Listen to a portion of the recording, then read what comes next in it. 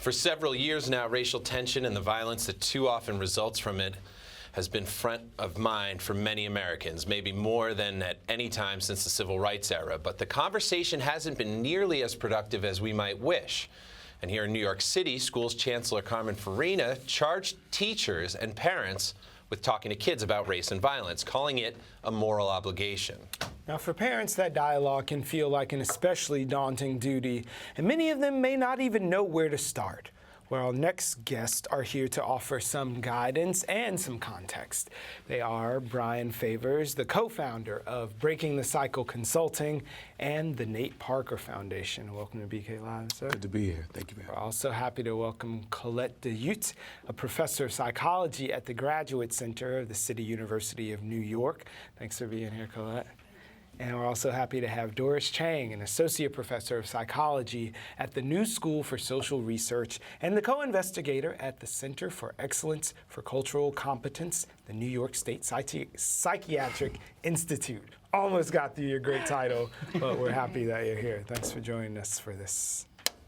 Gregors. So let's start with how we talk to kids, how we have this conversation with kids. Brian, why is it important to speak with kids about this and put it into historical context for them? So first of all, it's important for us to know that to be black in America, we have always been in a traumatic situation. During slavery, we had to teach our daughters and prepare our daughters how to accept rape. So we didn't get sold off, and we had to teach them how to lay in the appropriate way. We had to teach them how not to look white people in the eyes and to dumb ourselves down. So there's never been a point where we didn't have to prepare our kids for the trauma. You know, now I have to tell my son, you know, you can't play with a toy gun like your good friend at school. You can't put a hoodie on. I have to give my son a context for understanding why every month it seems like another black man is murdered. My son wanted to know last year, who's there to protect us? Why is the military going against us when they're supposed to be, you know, so in explaining what's going on, you realize how traumatic the circumstances still are. And I think sometimes we don't want to put that cloud over our kids because it's heavy. And we don't want to have the racial discussion without realizing that race is dealing with them every day, right? From the time they're little.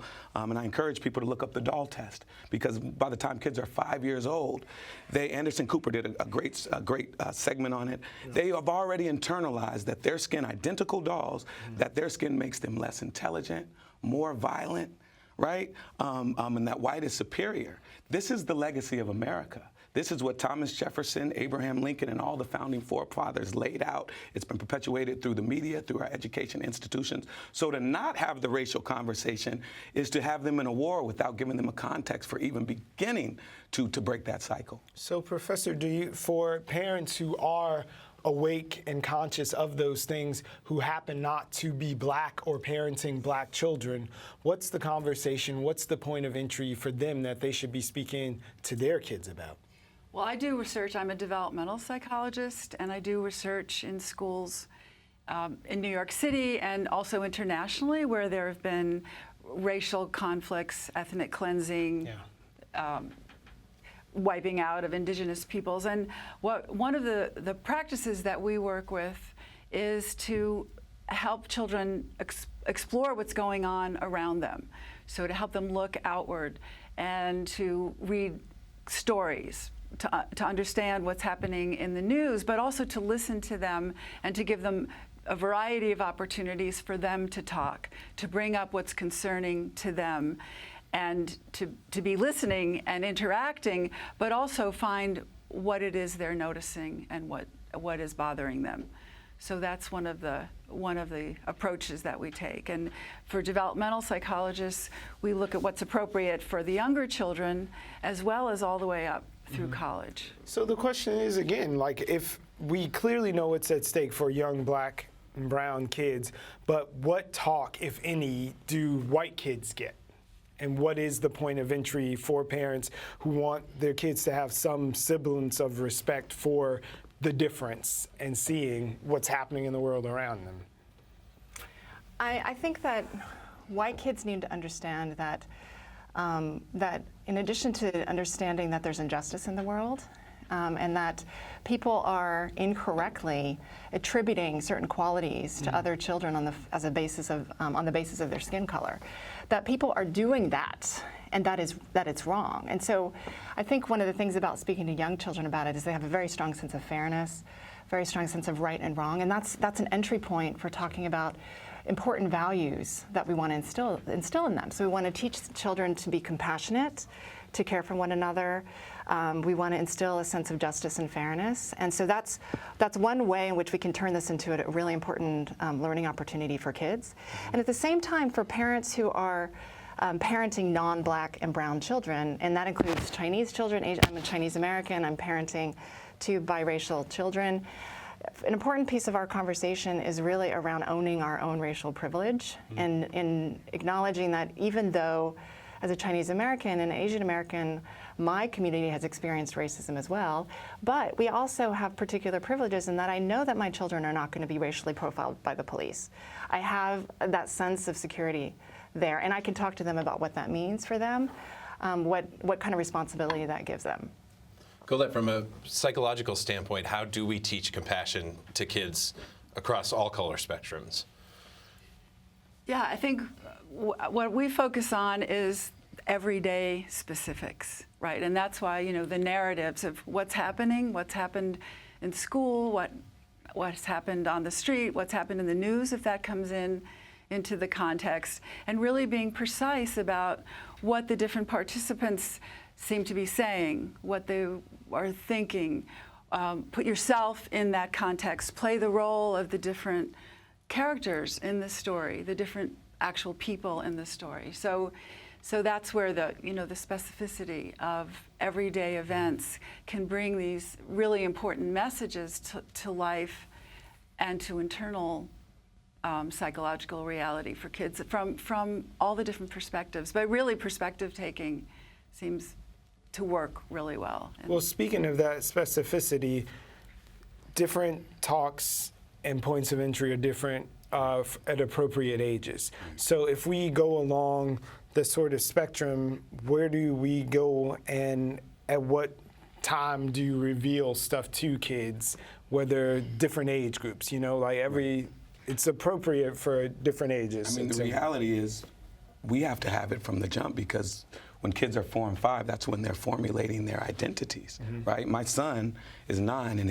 one of his best friends is white and called him a slave, right? So we went through this whole process, and they're friends. He brought that from home. He's victimized. You can't blame him. He learned that from someone. So we went through this whole process, and and they want to be friends. So we had to tell our son, well, if you want to be friends with him, you have to explain that was culturally disrespectful. So they went through this whole dialogue back and forth because they want to be friends. And then we had to talk to his father, and we went through this whole process. But the bottom line is, until white people, in my opinion, and that's why I love Gary Howard, the work of Tim Wise, my colleague, Dr. Kelly Dietz, because these are white people who take it upon themselves, and they're not trying to help us.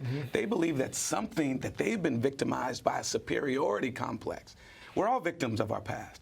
There's Tim Tyson, a white professor. He has a quote. He says, "Genuine healing requires a candid confrontation with our past. If there is to be reconciliation, there must first be truth."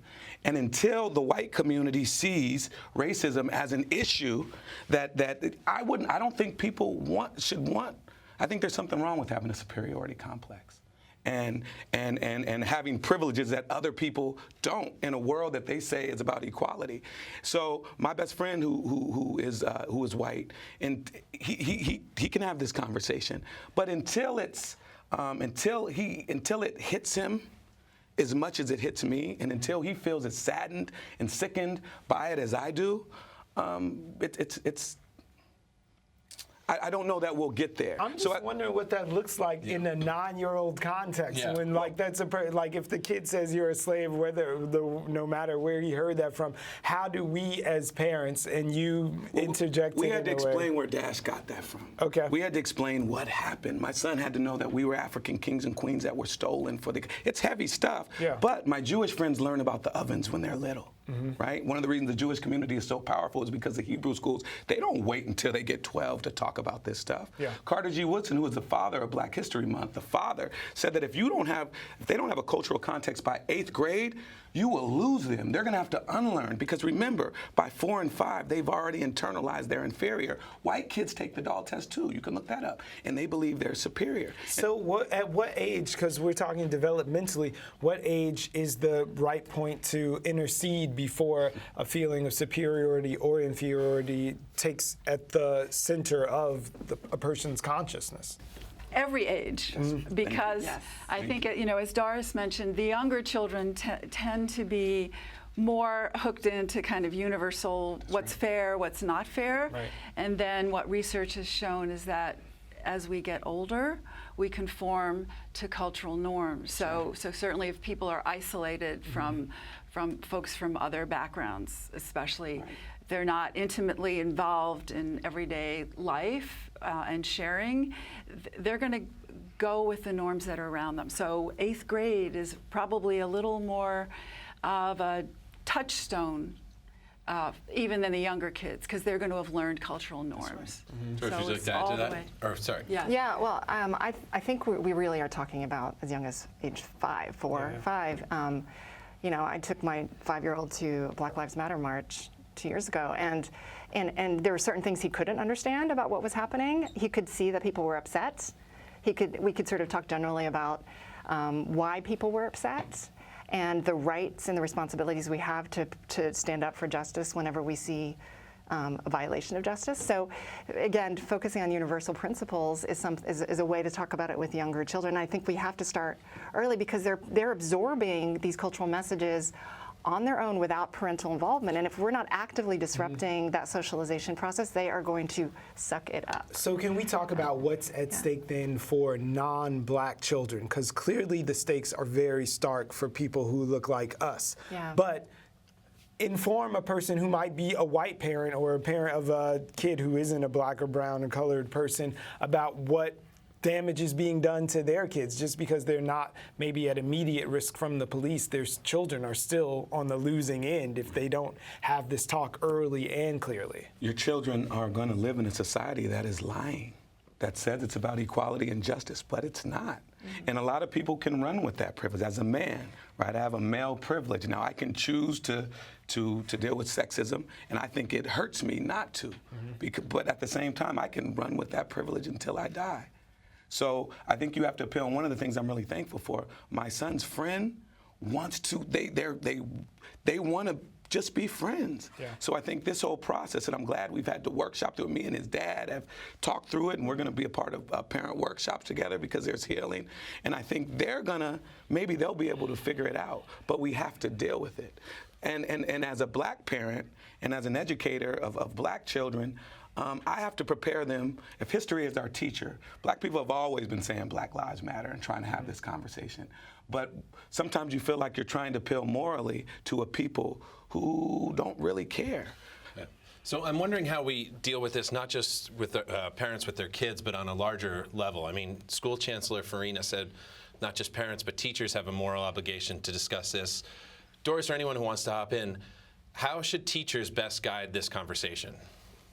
Well, I think teachers need a lot of training. I think it's really important to not assume that just because they're teachers and educators, they already have the tools and the language that they need to have this conversation. We need to be preparing our teachers with culture, with history, with frameworks for developmentally appropriate messages, and it needs to be included in the curriculum in an integrated way, not just in February for a week every year. It has to be part of the books that are in the classroom. Every opportunity to provide diverse representations of experience and to create more of an inclusive conversation in every single subject. Because it seems like there's a large potential for teachers to take away from maybe the teachings that are going on at home. Brian, do you have thoughts on this? Well, I mean, that's what I do. I'm in 17 schools right now. I'm with a company that trains teachers in cultural competence, because we all bring our baggage to the table, but most have never been a part of a structured mechanism that would even prepare them to look at their own bias. Sincere intentions are not enough. I always say, if I want to fly an airplane, we're going to crash. I might mean well, but there's training. You really want to fly it. There are only a handful of programs in the country that would prepare an educator, Black or white, because there are a lot of Black teachers that reinforce racism on children because of their training. So systematically, we need to make sure that before a teacher is certified to go into the classroom, that they've been through a process, right? But oftentimes, especially when it comes to the inner city, people go to Peace Corps and then they want to come and help, but it's more sympathy than empathy. And a lot of well-intentioned teachers, you know, they say if you see somebody who is laying on the ground, you can't just move the body, even if you mean well. So some teachers are trying to have racial conversations that they're not even prepared to have that can leave the kids more scarred. So training, I'm so glad you said that, because training is essential.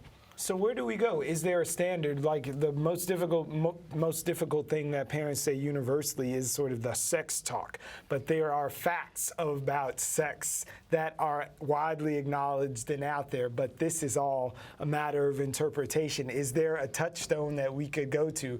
Is there some sort of rock that is universal that people can be aware of to at least start the dialogue in their own homes? I mean, families do this all the time. There are families that have these conversations. I know, but at the same time, there's someone who's watching this right now who has every well-intention but doesn't know how to fly that plane. Right. Like, is there a flight manual anywhere, whether it's at their clergy, if it's at WWW, or like No. if there, so no. But there are mechanisms. My organization does it. Pedro Noguera out of NYU, now he's at UCLA. There aren't a lot. I have a niche. I turn down more work than I can do because we're a small company. I don't know that many people that can have this conversation, right? But that's the point.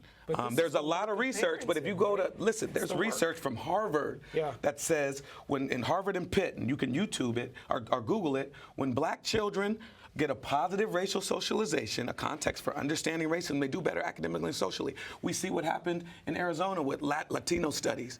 And when they implemented the Chicano studies program, 80% of the kids improved. They went on to college, but then it got cut because conservative politics in Arizona. So there's a blueprint for those who are seeking it, but we do need more institutionalized mechanisms that can provide that kind of guidance. Yeah, and I think that for children who are growing up in culturally diverse environments, it's a lot easier because they have everyday experience. And again, I'll bring that back because just recounting what's happened during the day, and a careful teacher or parent who can encourage perspective taking and understanding oneself in the role of the other, whoever seems like the other. Those kids are fortunate. Kids who are in more isolated environments, especially for the white kids, they do need to be exposed to stories that are going on in the world and imagining themselves in those stories. And also, there's excellent children's literature for the younger kids, and also their own writing and creative culture around some of the issues can really help. Yeah. We are squarely out of time. This reminds me of the real work of being parents, which is why Greg and I, no kids. But thank you for having the conversation, not just with your kids, but here on BK Live. We'll have to have you back again to talk about this more. Thank you very much for being here. Great job.